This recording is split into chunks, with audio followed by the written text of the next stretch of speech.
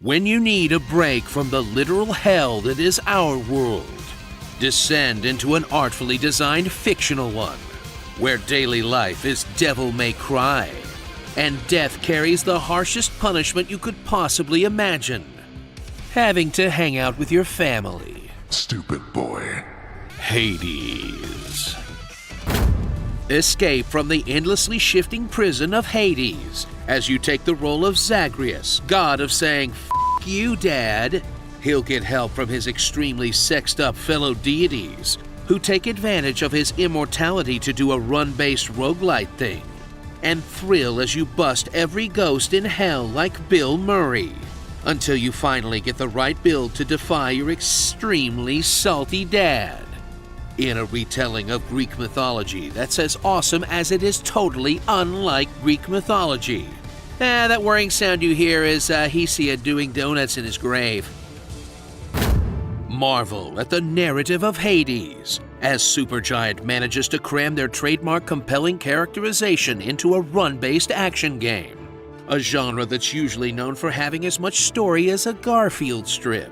But with 300,000 words worth of writing, you'll get an assload of story for a game that's mostly about mashing 2 to 3 buttons, resulting in a roguelite with relationships so involved that you can have sex with at least 2 of the characters.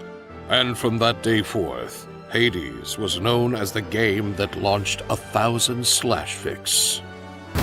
Snap into the unforgiving gameplay of Hades as you choose your weapon from a handful of period-appropriate arms, or a machine gun, and descend into the labyrinth of chambers that stands between you and victory, where you'll create unstoppable combos that will let you melt your foes by just hitting attack and dodge over and over again.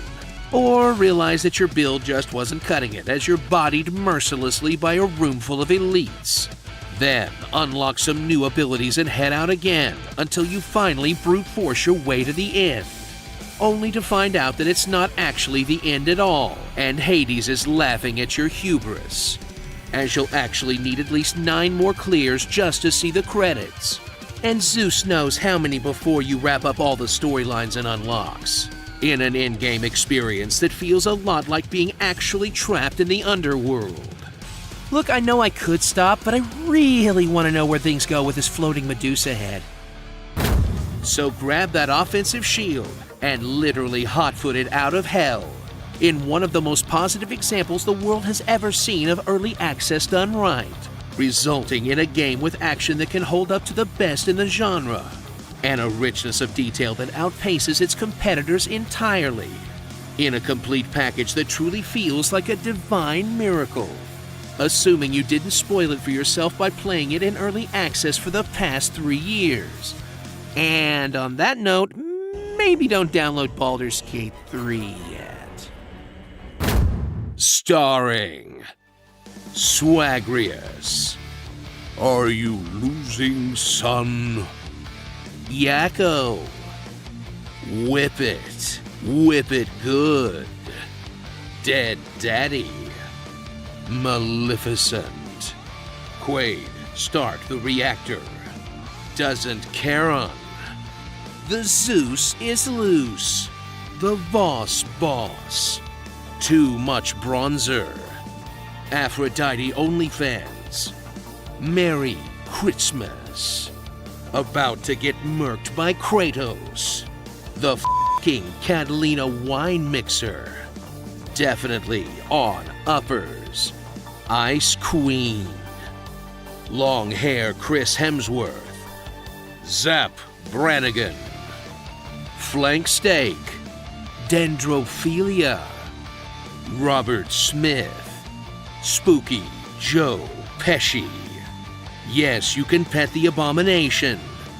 What if you wifed that floating head from Castlevania? And the best written character in the game. The Binding of Zagreus. You may be able to escape from hell, but you still can't get anyone to play Warhammer with you. Tell us what you'd like to hear in my honest voice in the comments below. Knock knock, who's there? D's nuts. I'm going in. Cover me, Porkins. The graffiti on the wall stirs images of your bedazzled sweaters. I know the world is just a game, but this place, these people, that's all I have. You're acting pretty sus right now.